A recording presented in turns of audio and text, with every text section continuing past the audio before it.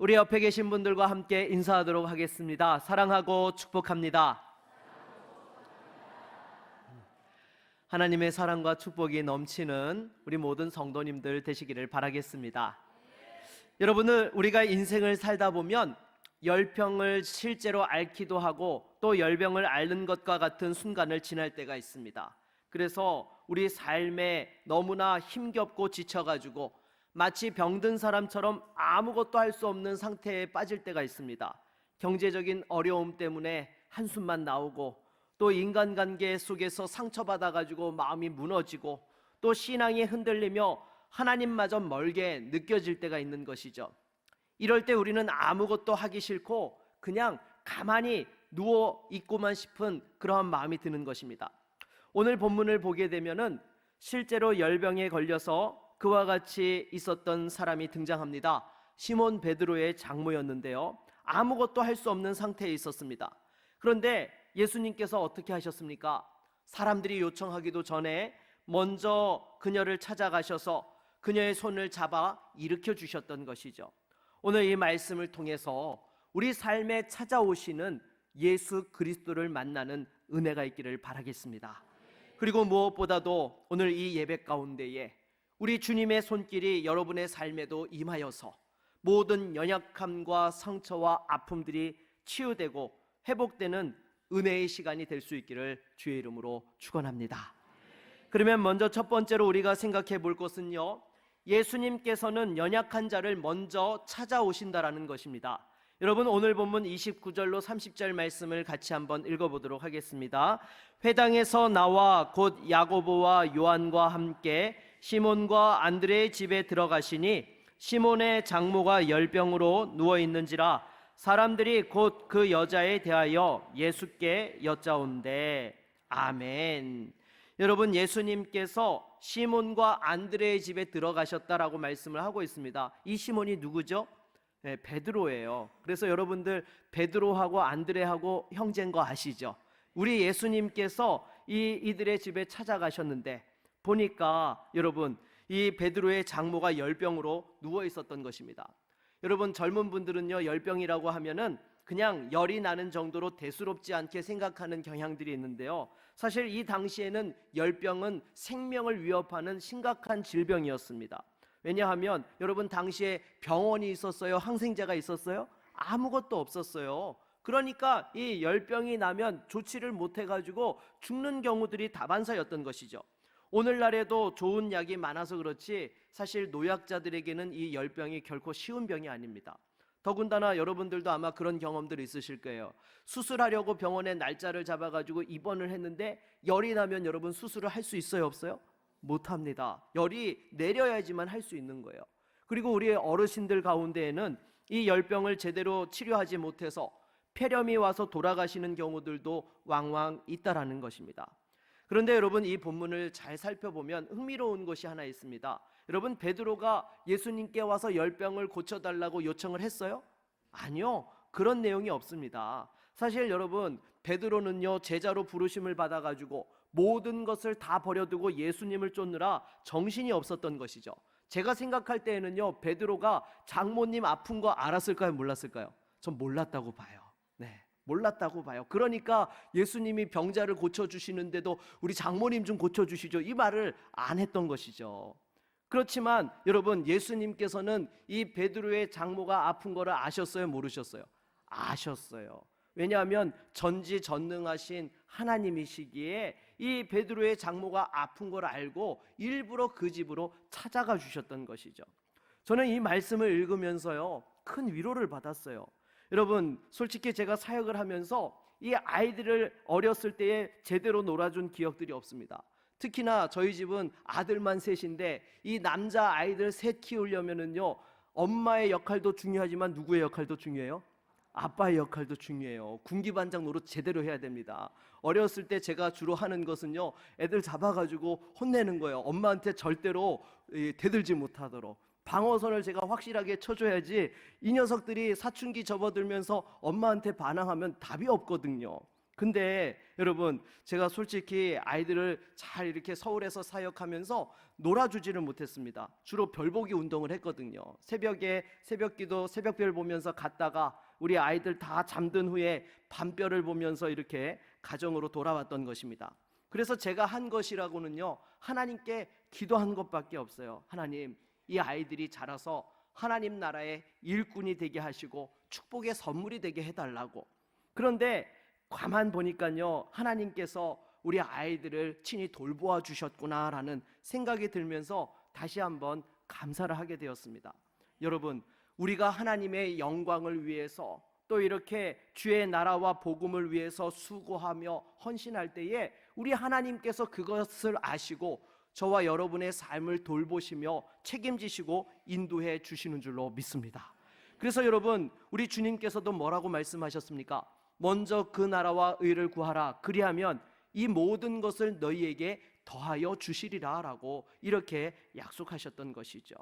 그래서 여러분, 예수님께서는 이 베드로가 복음을 위해서 수고하는 것을 귀하게 받으셔서 베드로는 알지도 못했는데 찾아가셔서 그 장모의 병을 고쳐주시는 은혜를 베풀어 주셨던 것이죠. 그래서 우리 주님께서는 우리 성도들이 인생의 고난과 어려움을 당할 때에 외면치 않고 찾아와서 만나주신다는 거예요. 그리고 여러분, 오늘 본문 33절에도 보게 되면 뭐라고 말씀하고 있어요? 온 동네가 그 문 앞에 모였더라. 여러분, 그런데 예수님께서 어디 계셨어요? 이미 그곳에 계셨어요. 여러분, 생각해 보십시오. 예수님께서 사실은요, 이들을 기다리고 계셨던 것입니다. 왜냐하면 이 병자들과 귀신 들린 자들이 예수님이 예루살렘에 계셨더라면 그 예수님을 만나러 갈 수 있었겠습니까? 그 먼 길을 어떻게 이동했겠어요? 우리 주님께서 친히 이들의 아픔을 아시고 고쳐주시려고 일부러 갈릴리로 오셔가지고 그들이 나오는 것을 기다렸고 또한 그들을 만나 주셨다라는 것입니다. 사랑하는 여러분, 우리 주님께서는요, 우리가 예수님을 찾기 전에 미리 오셔서 우리를 기다리고 계시고 만나주시는 주님이신 것입니다. 사랑하는 여러분, 혹시 인생의 어려운 문제와 역경 가운데 있습니까? 내 힘으로 감당할 수 없는 병마와 싸우고 있습니까? 이 시간 다시 한번 우리 인생 가운데 찾아오시는 예수 그리스도를 만나는 은혜가 있기를 바라겠습니다. 여러분, 지난 주일 오후에 전도위원회 헌신예배 강사로 오셨던 목사님 기억하시죠? 네, 참석하셨던 분들은 은혜 많이 받으셨죠? 네, 근데 그때 그 목사님이 혼자 오신 것이 아니라 함께 대안학교 사역을 하시는 대표 목사님도 같이 오셨더랬습니다. 그런데 이 목사님이 놀라운 고백을 하시는 거예요. 뭔가 하면은요, 이 목사님 부모님이 두 분 다 스님이셨대요. 별로 놀라지도 않으신 것 같아요. 여러분, 한 분도 아니고 두 분이 다 스님이셨대요. 그런데 여러분, 어떻게 예수 믿는 것도 신기한데 뭐까지 되셨어요? 목사님까지 된 거예요. 그래서 어떻게 목사님까지 되셨냐고 물어봤더니 이분이 이렇게 말씀하시는 거예요.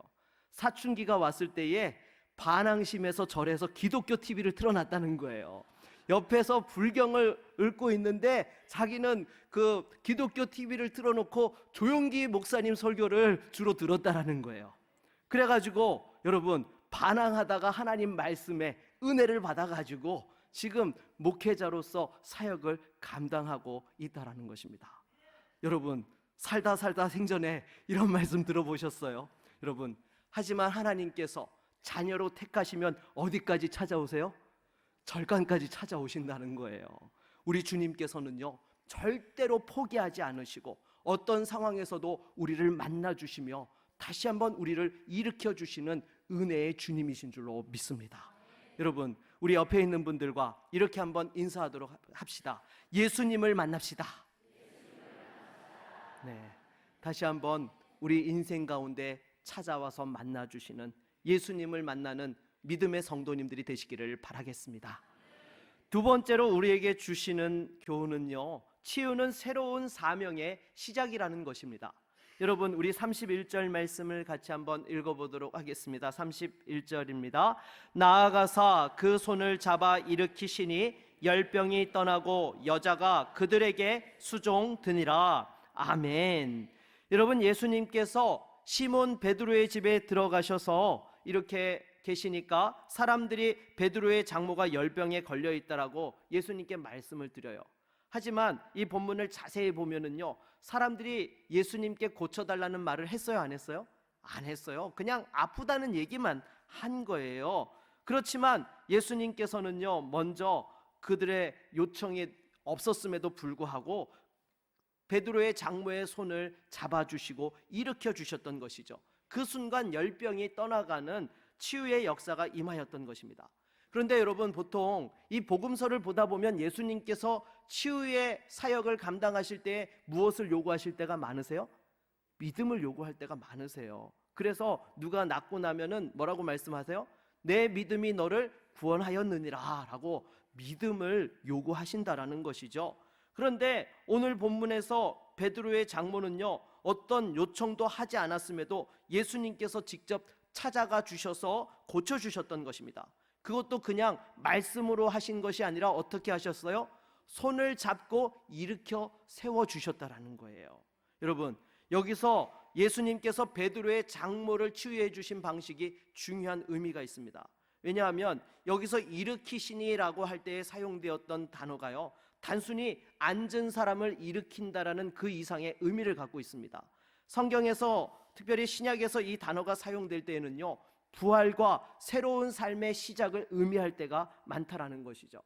그래서 마가복음 5장 41절에도 보게 되면요, 회당장 야이로의 딸이 죽었을 때에 예수님께서 그 딸을 살리실 때에도 일어나라 하실 때 사용되었던 단어가, 똑같은 단어가 사용되었다라는 것이죠. 그러니까 예수님께서 손을 잡고 일어나게 하신 것은 단순한 치유가 아니라 새로운 또한 삶의 시작이었다라는 것입니다.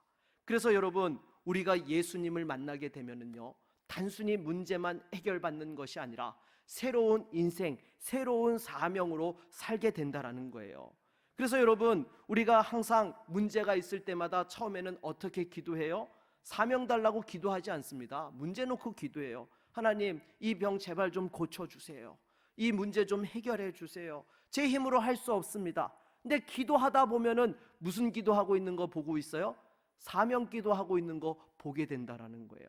하나님께서 응답을 주시고 또 그 가운데 새로운 사명들을 보게 하신다라는 것입니다.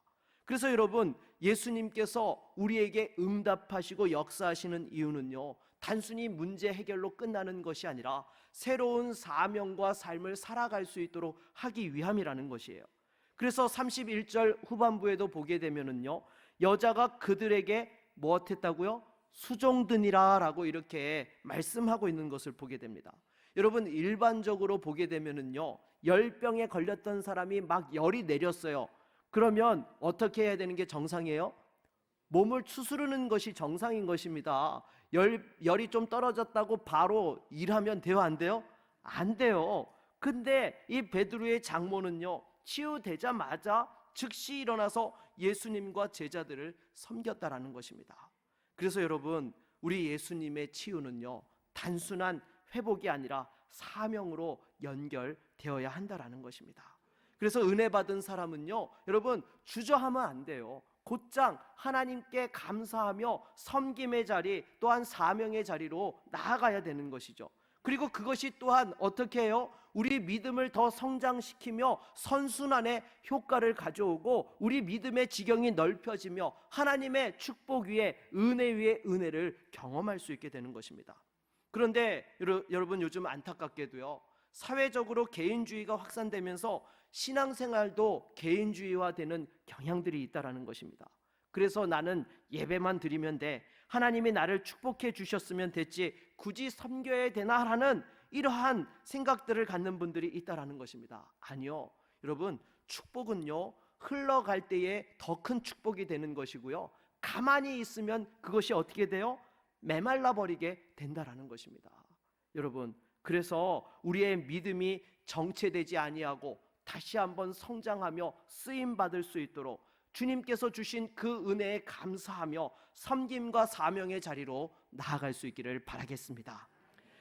우리 교회에 한 성도님이 코로나가 끝나면서 등록을 하신 분이 계셨습니다. 영적으로 너무 갈급한 상태에 계셨던 분이셨는데요, 예배를 드리면서 시간 은혜를 받으면서 그 신앙의 믿음의 열정을 회복하게 되셨어요.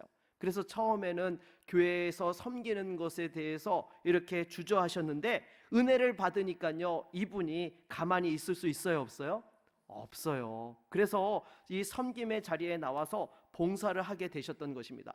그런데 여러분, 이렇게 봉사를 하다 보면은요, 사람들과의 관계에서 부딪히는 부분들이 있어요, 없어요? 있어요. 그런데 이 성도님이요, 하나님께서 나를 회복시켜 주셨으니까 섬기는 것이 마땅하다라고 그 믿음으로 자잘한 시험들을 잘 이겨 나가셨던 것입니다.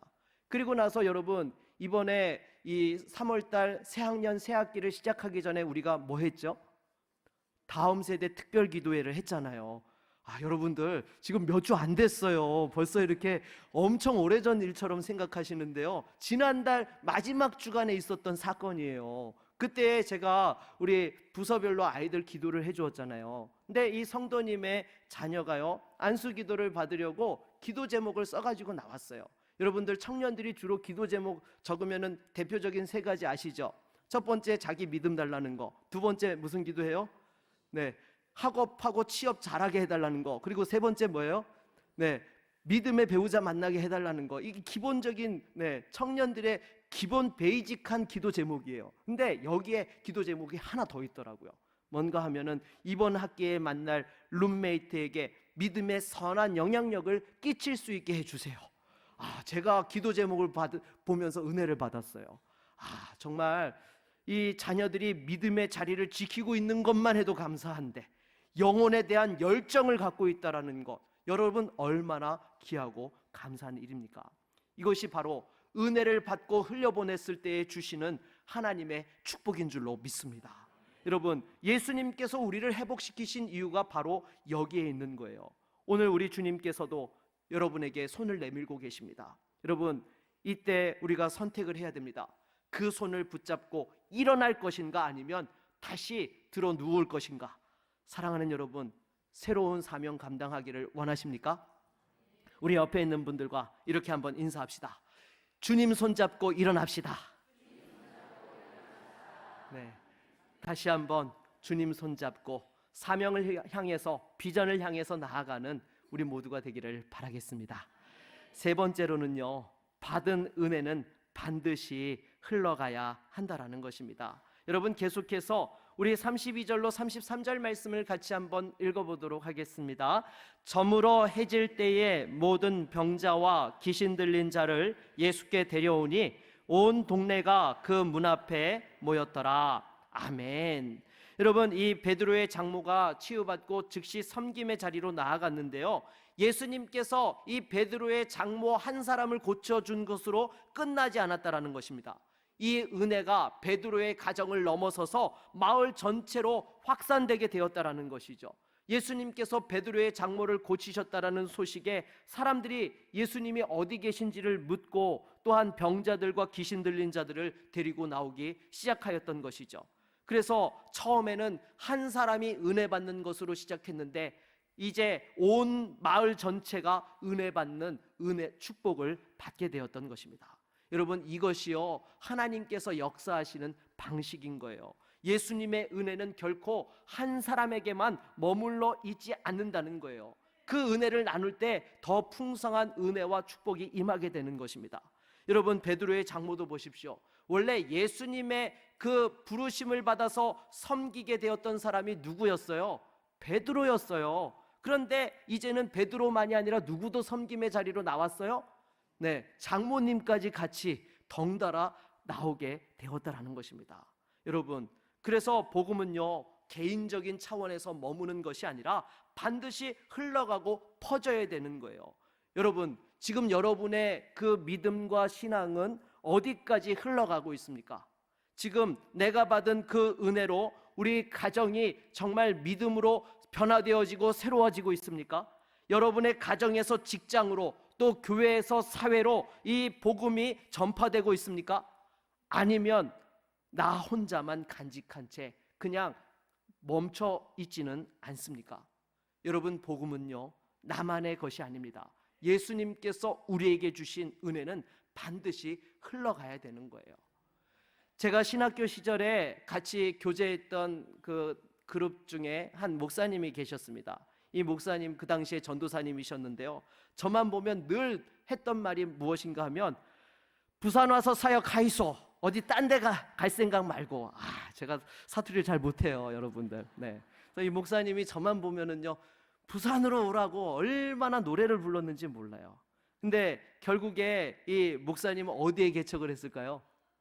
네, 부산에 개척을 했어요. 아니, 서울에 개척을 하면 어떻게 합니까? 네. 근데 놀라운 것은요, 이 목사님과 같이 함께 교제했던 목회자들이요, 처음에 다들 서울과 수도권에서 사역하고 계셨던 분들인데요, 다 경상도에서 사역을 하게 되었던 것입니다.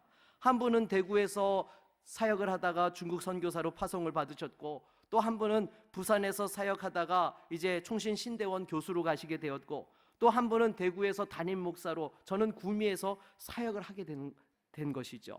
여러분, 이것이 무엇을 의미할까요? 한 사람이 품은 비전이요, 다른 사람들에게 전달될 때에 그것이 공동체를 변화시키게 된다라는 것입니다. 여러분, 복음의 비전도 마찬가지예요. 내가 품은 비전이요, 가정으로 흘러갈 때 가정이 변화되고요, 또 내가 품은 비전이 지역으로 흘러갈 때 또한 하나님의 나라가 세워지고, 또 교회로 흘러갈 때 교회가 부흥하게 된다라는 것입니다. 여러분, 그래서 무엇보다도 하나님께서는 그 복음의 한 사람이 결단할 때에 그것을 통해서 큰 역사를 하신다라는 것입니다. 지금 제가 요즘 감사한 것이 무엇인가 하면은요, 우리 구미제일교회에서 사역하는 거예요. 여러분, 왜 그렇습니까? 복음의 비전이 확장되고 있는 현장을 보잖아요. 얼마나 감사합니까? 여러분, 지난주에요, 새가족 등록을 많이 했는데요, 놀라운 사실은요, 글쎄 대학생이 7명이나 한 주에 등록을 했어요. 네, 별로 좋아하시지도 않으시는데요, 네, 하나님께 영광의 박수 올려드릴까요? 제가 우리 구미제일교회 와서 사역을 하면서 한 주간에 대학생이 7명 등록하는 건 제가 본 적이 없어요. 근데 여러분, 우리 교회가 다음 세대 비전을 품고 여기에 왔더니 하나님께서 그와 같이 보내주시더라는 거예요. 그래서 여러분, 여기에 우리가 만족하는 것이 아니고 조금 더 기도하면서 한 발짝 더 적극적으로 나아갈 때에 또 많은 영혼들을 우리에게 맡겨주셔서 또 그들을 믿음으로 세워서 세상을 향해서 보내는 은혜가 있게 될 줄로 믿습니다. 그리고 또한 지난 주간에는요, 또 여러 가지 일들이 있었어요. 제 아내가 갑자기 저에게 물빛 공원에 나가자는 거예요. 그래서 저는 사실 와가지고 지금 우리 교회가 이사 온 지 지금 벌써 얼마나 됐죠? 네, 한 6개월 됐잖아요. 근데 제가 물빛 공원에 산책을 나가본 적이 한 번도 없었어요. 그래가지고 산책을 좀 하자고 저보고 나가자고 하는 줄 알고 따라 나갔는데, 알고 보니까 주 목적이 산책이 아니라 전도구역 정탐이었던 거예요. 이유인즉슨 제 아내가 속한 전도팀이 부흥을 해가지고 두 팀으로 나눠야 되는데, 이 화여장터 말고 어디로 갈 건가 고민을 하면서 물색을 하면서 이 초등학교 주변에 전도할 데가 어디 있는지를 조사 중이었던 것입니다. 제가 지금 여러분 전도팀 홍보 중이에요. 여러분들, 더 많은 전도팀이 생겨났으면 좋겠어요. 네. 그리고 또한 제가 가장 기도하고 있는 것 중에 하나가 무엇인가 하면, 우리 주일학교가 1, 2부로 이렇게 확대되는 것을 놓고 기도하고 있어요. 여러분들, 지금 저 주일학교에 가보시면 아시겠지만은요, 유년부하고 초등부하고 이제 만석이에요. 여러분, 당연하죠. 여기 이사 와서 주일학교가 30% 이상 늘었는데, 여러분 이제 더 받고 싶어도 이제 조금 있으면은 받을 수가 없어요. 그래서 바라기는 1, 2부로 나누어 가지고 하면은 더 많은 아이들에게 복음을 전하고 믿음으로 양육시킬 수 있지 않을까. 근데 문제가 있어요. 뭐가 문제예요? 교사가 문제예요. 어떻게 잘하세요? 여러분, 교사만 있으면 주일학교가 더 부흥할 텐데 라고 제가 지금 기도를 하고 있습니다. 근데 여러분, 지금 여기서 여러분 가만히 있으면 안 돼요. 여러분이 결단하고 동참해야 되는 거예요. 교사로, 전도자로, 기도자로, 혹은 작은 섬김의 자리에서 함께 헌신할 때 이 복음이 더 확장되고 하나님의 크신 역사가 이루어지게 되는 것입니다.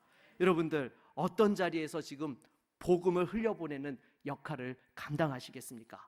이제 우리가 결단할 차례인 것입니다. 우리 옆에 있는 분들과 이렇게 한번 인사할까요? 비전을 나누는 것이 축복입니다. 내가 축복의 통로가 되겠습니다.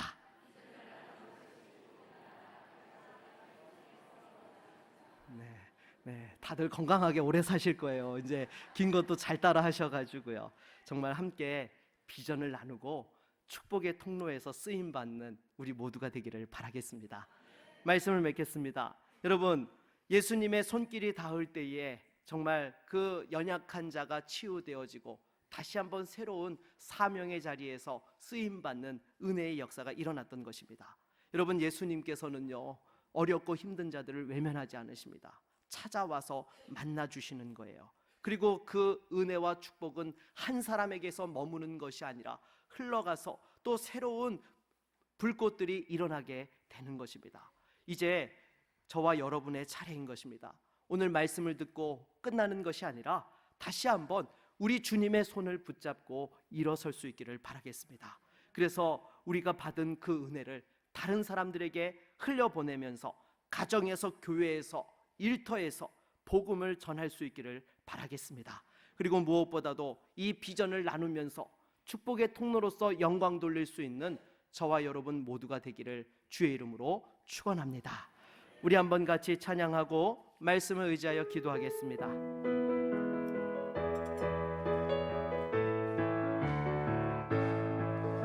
갈릴리 맑은 숲속에서 주님 그 열한 제자 다시 만나시사 마지막 그들에게 말씀하시기를 너희들은 가라. 너희들은 가서 세상으로 가서 제자 삼으라. 세상 모든 사람들을, 세상 모든 영혼이 내게 달려나니 가서 제자 삼으라. 나의 길을 가르치라. 내가 너희와 항상 함께 하리라. 가서 제자 삼으라. 가서 제자 삼으라. 세상 많은 사람들을, 세상 모든 영혼이 내게 달려나니 가서 제자 삼으라. 나의 길을 가르치라. 내가 너희와 항상 함께 하리라.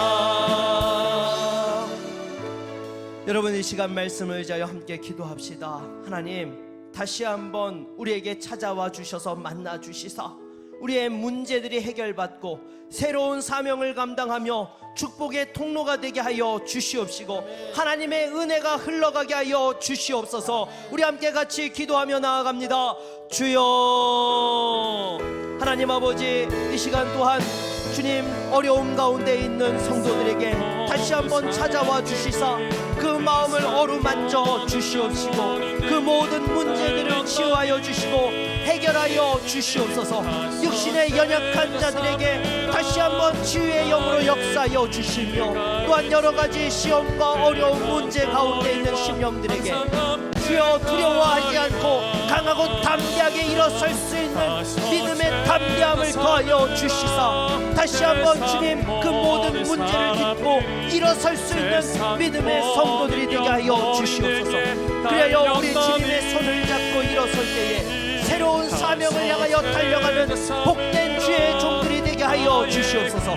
그 가정에서, 일터에서, 또한 주의 몸된 교회에서, 조국 대한민국에서 다시 한번 하나님의 영광을 위하여 쓰임받으며 주님 믿음의 결단을 통하여 살아계신 주님을 만나는 은혜와 축복들을 경험케 하여 주시옵시고 그 모든 섬김의 자리가 주님 확대되게 하여 주시옵시고 믿음의 지경이 넓혀지게 하여 주셔서 주님의 나라와 그 영광을 위하여 쓰임받고 은혜와 축복으로 살게 하여 주시옵소서. 우리 성도들에게 함께 하시기를 원합니다.